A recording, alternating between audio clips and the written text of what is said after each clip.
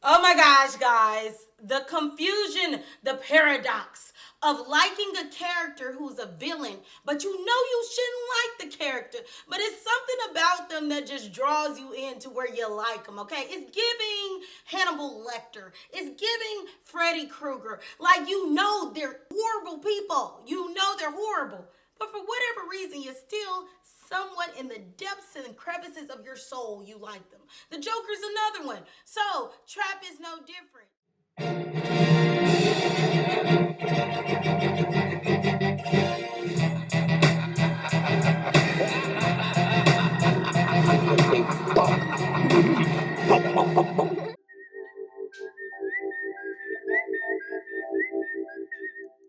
Hello, everybody. Welcome to my channel, Film-A-Tic Pop, Pop, Pop, Pop, where we discuss everything from movies, television shows, music videos, reaction videos, anything your heart desires. So grab your popcorn, candy, and drink, and let's get into this movie Trap. But before we do, have you subscribed? Have you subscribed? Guys, I am almost at my goal of getting 100 subscribers and then we move on and forward. So if you can help me in that endeavor, go ahead and click that subscribe button. Leave a comment in the comment section because I will reply. And I can't wait to hear from you. So let's get into it. This movie stars Josh Hartnett, Salika, Ariel Donahue, and Allison Pill with special guest appearances from Kid Cudi, Russ, Haley Mills, and Jonathan Landon. So I enjoyed the movie Trap. I thought it was pretty good for what it was, okay?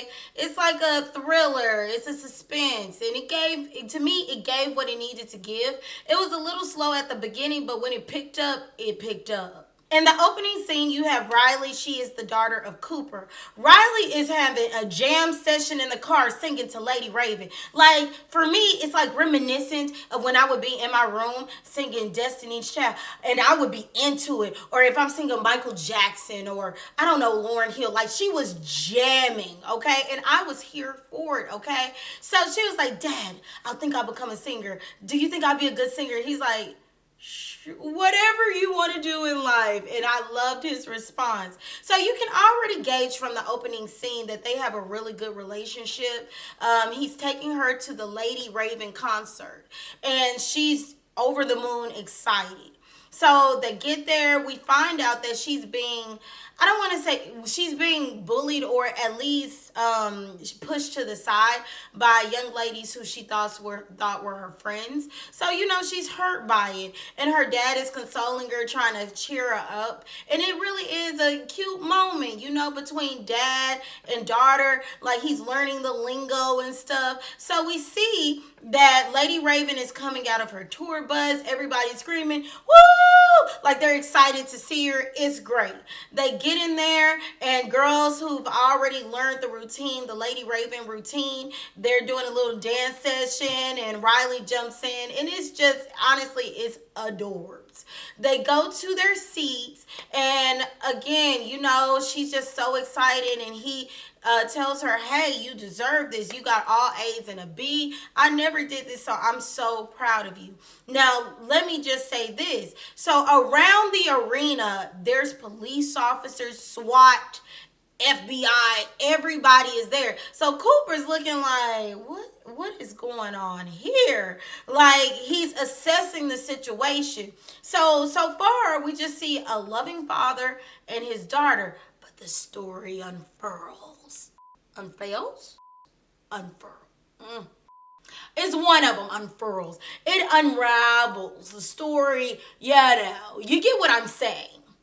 So Lady Raven comes out and she starts performing. Riley is so into it. She's jamming. She knows all the words to the songs. It's fabulous.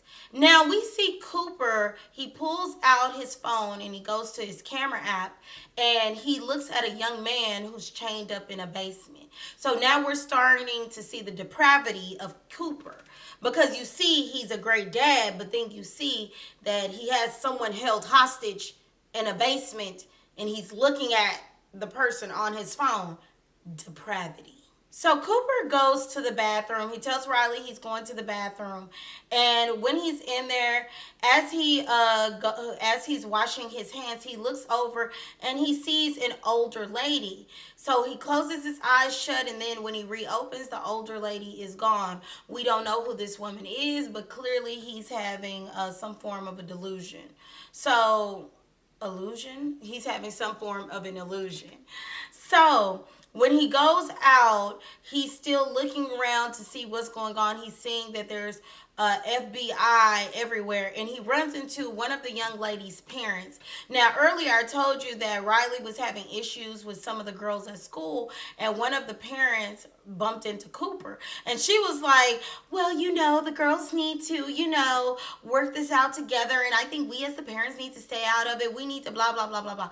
Cooper is trying to, de-escalate the situation. Hey, tell her, let them handle it. That's fine. We'll just do it out. And like she started getting a little bit, rah rah.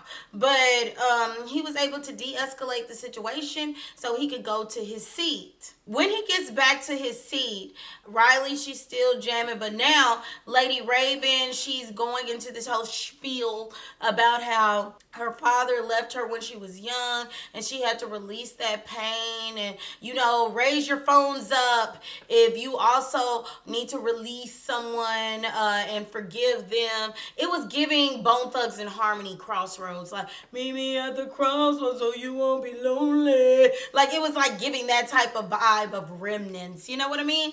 So they're doing that and they're having their moment. So after that, they have a brief intermission, and Cooper and Riley go to get some merch. Now, Cooper looks so uneasy because now he's starting to feel like a rat in a cage. Like he can't get out. So he's starting to get uneasy. So as he's going to get the merch, Riley wants a particular shirt, and the gentleman is like, look, I only have one. So the girl next to Riley is like, I was here first, so I think I should get it. And Riley is like, and Cooper was just telling her to let the girl have it. You can get something else. I don't know if I would have been like that. I would have been like, girl, we taking that shirt. What you gonna do? I'm kidding. We all about maturity over here. Anyway, so the gentleman at the checkout counter, he noticed, that, and he was like, look, y'all are really good people. I'll get you a shirt in the back if you come back in about 10 minutes. So, and his name was Brandon. So Cooper calls Brandon over to the side and is like, what's up with all the security? So Brandon, ignorant, foolish, stupid, decides to say, hey, I'm not supposed to tell you this. But of course he proceeds to gossip and tell.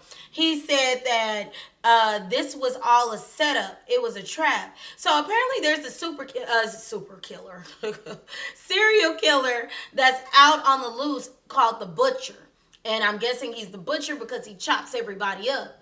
So he said that this whole concert was a setup, and specifically to get the Butcher.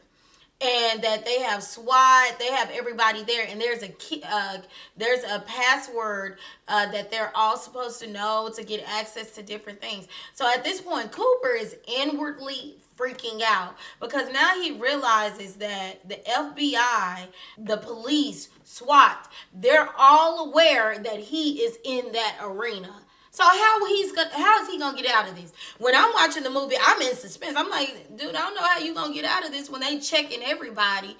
But we'll see how this fool gets along to get along. After Brandon tells him that the whole concert is pretty much a trap, Cooper starts smiling with this creepy smile, like, because at that point, I think that's his fake smile, and it was creepy as all get out. So after they get the shirt and everything, he starts scoping out the environment, and he sees a young lady who looks to be either tipsy or she's about to pass out. But the point is, she's not in a really good state to be standing up. So to create a diversion, he pushes the young lady down the stairs, and then he goes to his seat. So I think what he was doing was trying to see what was going to happen if he did that, and to create a distraction. So when he goes back into his seat, Parker Wayne comes out. Now Parker Wayne comes out of a trap door that is underneath the building. So the trap door opens and Parker Wayne, played by Russ, sweet Russ, fine Russ, good looking Russ, comes out and he performs with Lady Raven.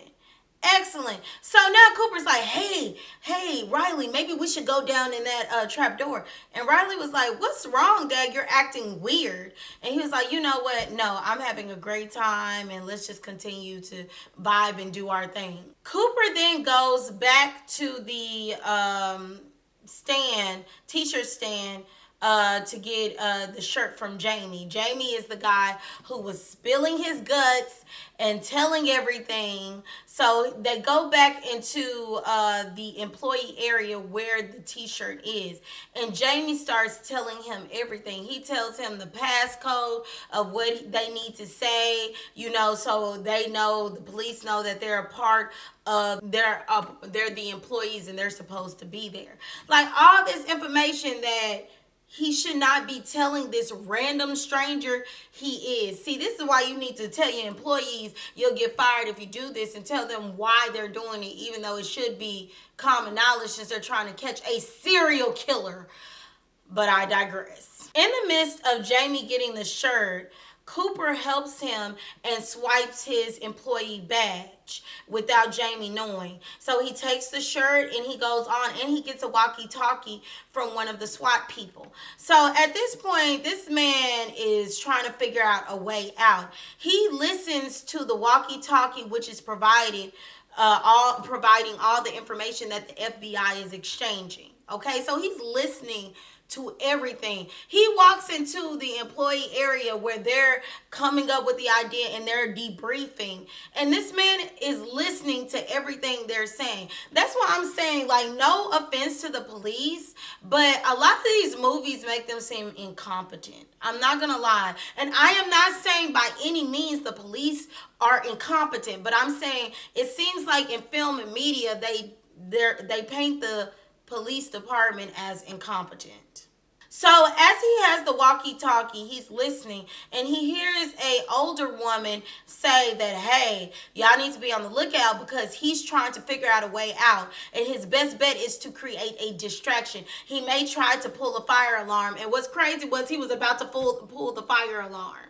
So she is good at what she does. Dr. Grant is a profiler, and it seems like she got him down to the T. The only thing she doesn't have is exactly how he looks, but she knows that it is a father there with his daughter. So you can see throughout the movie, the police are pulling father-daughter duos out so they can see if that is the person who's the butcher. Cooper goes back to the concert and he's listening to the walkie-talkie and he's listening to Dr. Grant. And Dr. Grant is saying he has a tattoo on his wrist of an animal. And lo and behold, Cooper had a tattoo of, I think it was either a sheep or a goat. It was one of them, tattooed on his wrist.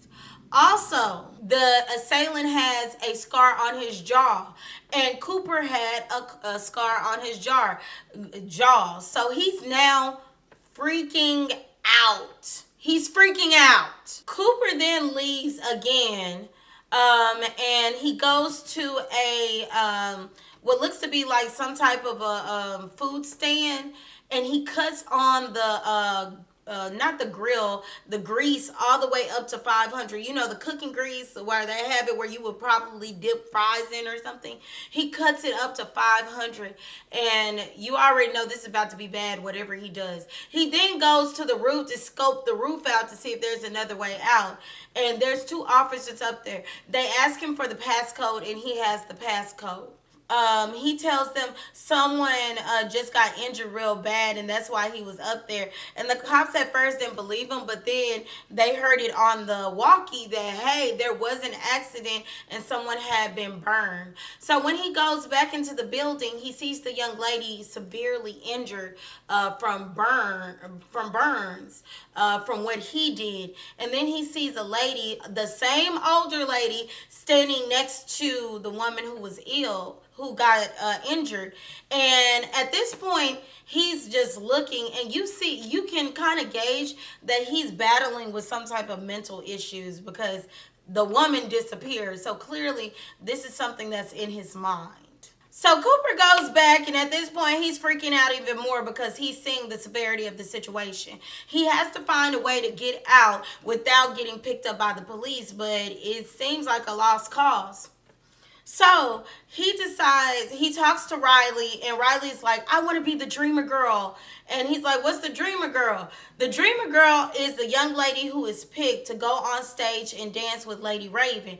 And they get to go backstage. So now his interest is piqued. So he walks out. He's like, okay, hold on for a moment. So he goes in the aisle and he runs into Lady Raven's uncle. Now, how he knew that was Lady Raven's uncle, I have no clue.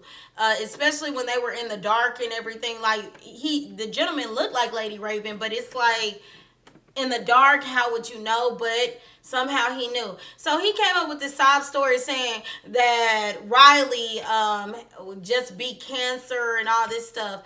So he goes back to his seat, and the gentleman comes to Riley and says she's being selected to be the dreamer girl. So Riley's like, oh my God, oh my God, oh my God, oh my God. You know, kids, she was very excited, very excited.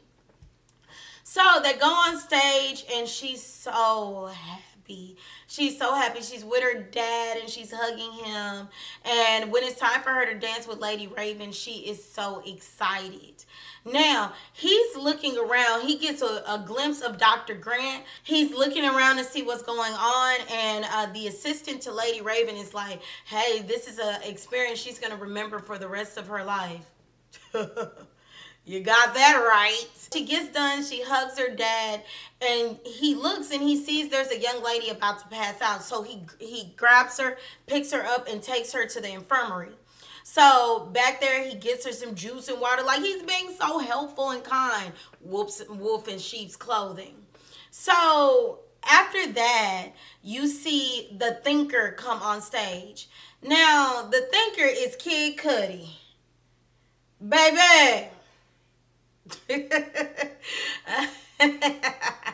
I am going to show you a picture of the Thinker so you can understand why I busted out laughing. Cooper asked the assistant if he can leave backstage with his daughter, so he doesn't have to go through traffic. She's like, of course. So once the concert is over, they're waiting to speak with Lady Raven. And the Thinker comes out, and he's like flipping his hair and looking at Cooper up and down. I said, stop it. So Lady Raven comes up, and she hugs Riley, and he was like, can I speak to you in private, please? So she was like, sure, why not? So she takes him to her dressing room, and Cooper reveals that he's the butcher and shows her the image of the young man in the basement. So Lady Raven at this point is like, man, because Lady Raven is a part of this, meaning she is in cahoots with the FBI and SWAT and all of them to help capture the butcher. So now that she knows she's with the butcher, he's like, look, you're going to help us get out of here without the police stopping us, or this gentleman is going to die. Which one is it? Capture me or save his life? So, of course, Lady Raven goes with the save the young man's life. So Cooper is able to surpass the police officers, getting Lady Raven's limo and everything else. Now, Lady Raven, she needs to join the No Limit Soldiers, okay? She a G. I don't know if I could have been this calm in this situation. She asked Riley out the blue, Riley, do you mind if I come over for dinner? Can I see your house? And I was like, and Cooper was like, and he had the phone, and he was like acting like he was going to press the button. I'm not going to lie, that part was funny. But she was handling that perfectly. So Cooper tells her the address because Riley was about to tell it to her anyway. And they go to the house. Now, at this point, the wife, the son is there just waiting. Riley runs up, and then Cooper's standing behind, and then she was like, the wife asked, can you stay for dinner? And she was like, sure, I definitely can. Now, Cooper is pissed. He is livid. There are fumes coming from his ears. He is mad about the butcher from what she heard from the profiler. And she's like, he probably has a black truck or car. He's average height. And at this point, you think Rachel is not picking up on the hints, man. I'm like, Bob, where are you? Get a clue, houseway. Like, catch up on it. So Cooper is just, he's livid and he's getting angrier and angrier by the minute. So Lady Raven asked if she could play something on the piano. And she plays a beautiful rendition of her song. And then she's like, Riley, we should take a picture. And she grabs Cooper's phone and she runs into the bathroom. At this point, Cooper, he starts acting a plum dilly fool. Open the door, give me my phone. I need my phone. Where's my phone? Like, and they're yelling at him like, what is going on? Why are you acting like this? So Lady Raven gets on her Instagram and she starts asking her fans, do you know where this particular type of statue is in this area? So it's a particular statue the young man remember when he was captured. Now, she was talking to the young man first, and then she got on her Instagram and asked her fans if they knew where it was.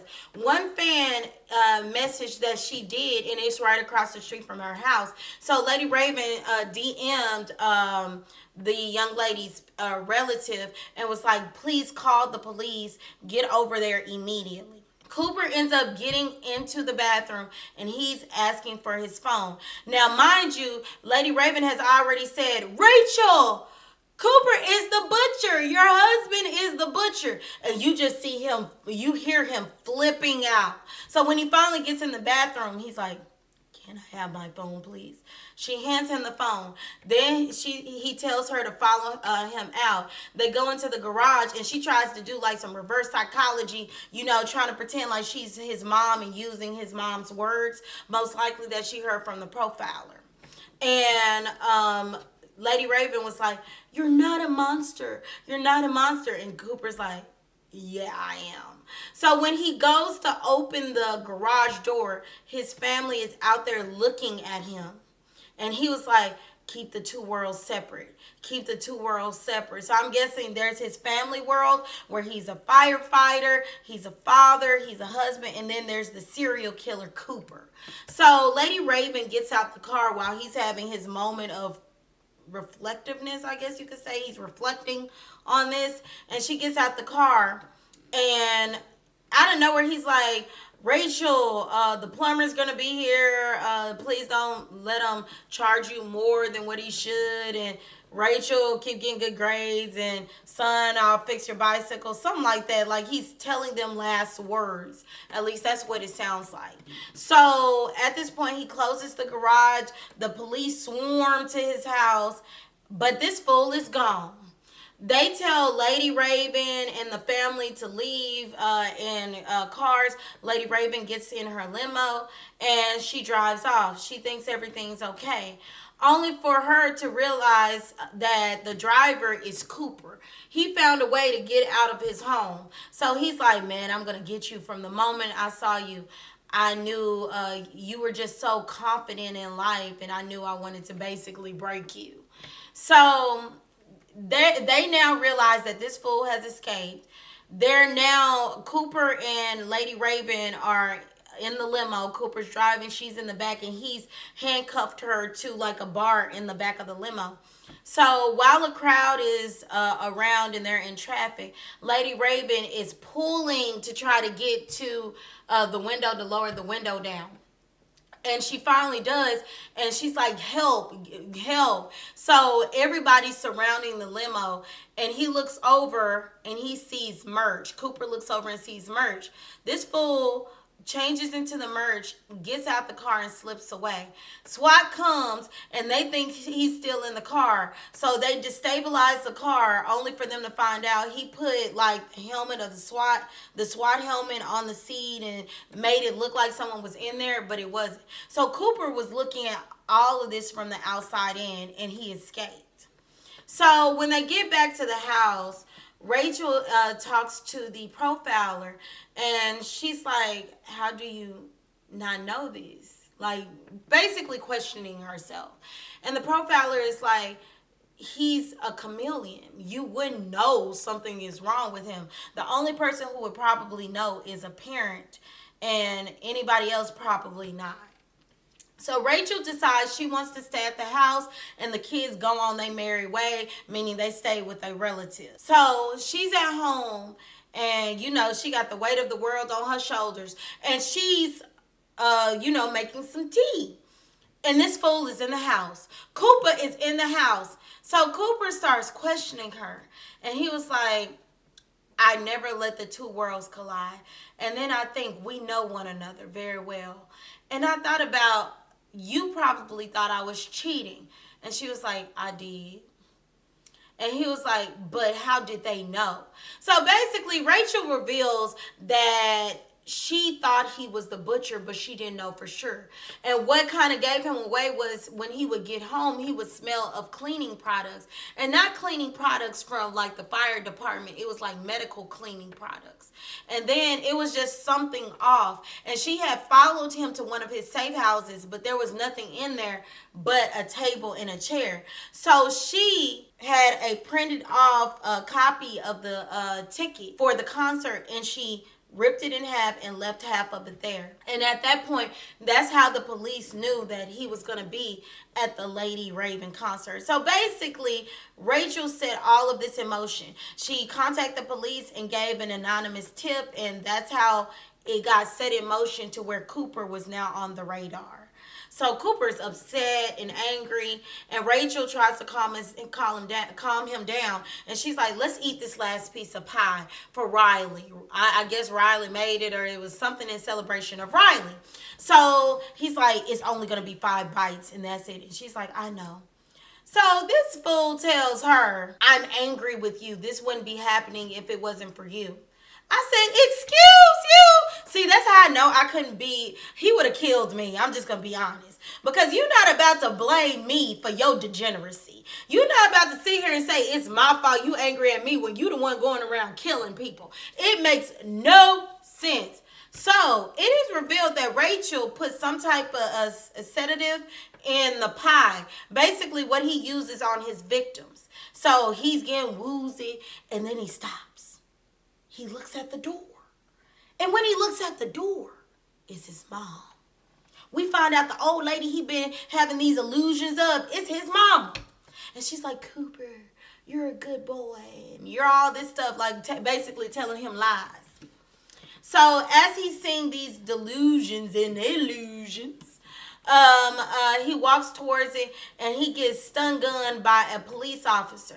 This fool bum rushes the police officer, and like it looks like he gouges his eyes out. I'm like, oh my God, poor man. Then another officer does it to him again, tases him again. Then Dr. Grant comes in and tases him again, and they are able to take him into custody. Yes, they do. So he walks out. And they allow him to pick up a bike and fix a screw on the bike. You are a serial killer and they let you do that? Come on now. So in the last scene, you see him sitting. Oh, let me stop. Rewind. So after he fixes the bike and he's about to be put in the SWAT vehicle, his kids run up and hug him. And then they run to their mother. And then after that, they put him in the SWAT vehicle. So at this point, this fool pulls out a piece from the bicycle, and he unhooks the cuffs. And he busts out laughing and smiling because basically he's going to make his escape. And you know he's going to make his escape. And that's the end of the movie. Whew! Yeah. So this movie was written and directed by M. Night Shyamalan. One moment, please. M. Night Shyamalan. And he directed, and he wrote, directed, and produced this psychological thriller. Now, let me just say this. I did find the movie to be entertaining. I think they could have went into a lot more detail about him and his mother's relationship because it was like little clues there, but it was a missed opportunity. But I will say I love the music. I thought the music was really good. Salika did a fabulous job as Lady Raven, and I actually still listen to like the tracks from the movie, which I appreciated. It was very well done, the musical selection. Let me see here. I like the plot twist that the wife was the one who kind of was the whistleblower on everything. So I thought that was good. Like I said in the beginning, it's very interesting with these movies because you know that Cooper is a villain. But it's like when you see him with his daughter and you see the relationship they have, it's like in your mind you compartmentalize what him who he is as a person. So like I said, it's like he's like a Hannibal Lecter character or Joker character, Freddy Krueger. Like, you know, they are evil, but there's certain aspects of them that you do like as a person, I guess you can say. So in his case, it's his love for his daughter, which was evident. But on the flip side of it, you're killing people. So how good of a person can you be? With Hannibal Lecter, a genius, articulate, his sarcasm knew no end, but he was eating people. He was a cannibal. The Joker, same thing. Very interesting person, great storyteller, but you know, you killing people. So it's just very interesting when you have these antagonists who you know are villains. You know you're not supposed to like them, but there's something about them that you actually do like and you somewhat root for. Now, it's not saying you want them to win throughout, but it's something about them that you do like. No different from the character in Draining Day and different things of that nature. So overall, what would I rate this film? I would rate it shine bright like a diamond.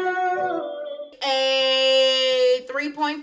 It is one of those movies I would watch again. There was a couple of rewrites needed, but it was not bad at all. I'd watch it again and enjoy it. And when I felt like a little psychological thriller, I would definitely watch it. I do think it was slower at the beginning. They could have did a little bit more with the beginning, but overall, I lived for it. I got some good laughs. And I'm sorry, Jamie, the clerk, he talked too much. I was like, sir. So that is my review of Trap the movie. Now, you are able to rent it on Amazon Prime. I think it went down to like $9.99 if you want to rent it out. So it is on Amazon Prime. Give it a shot. Let me know what you think. And in the comment section, let me know what you think of the review, what you would like to see more of. And I will surely take that into consideration and get it done. So it has been a pleasure going over this movie with you. Please don't forget to like, comment, and subscribe. And until next time, blessings be with you. Keep positive thoughts and remember to smile on a daily basis. Peace.